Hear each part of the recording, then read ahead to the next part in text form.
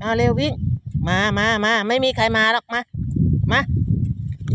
เร็วไม่รีบ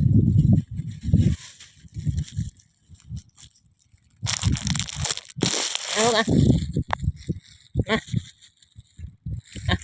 เสียงรถมาแล้วตัวมีแต่แพร่เร็วเลยรถมา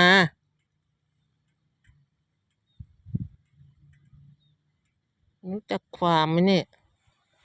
รถนะ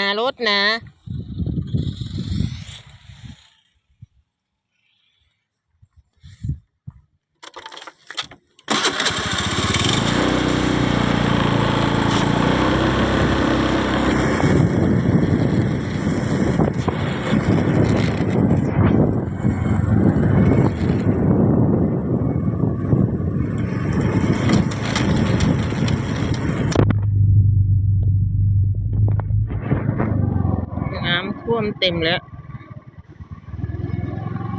ท้ายเขื่อน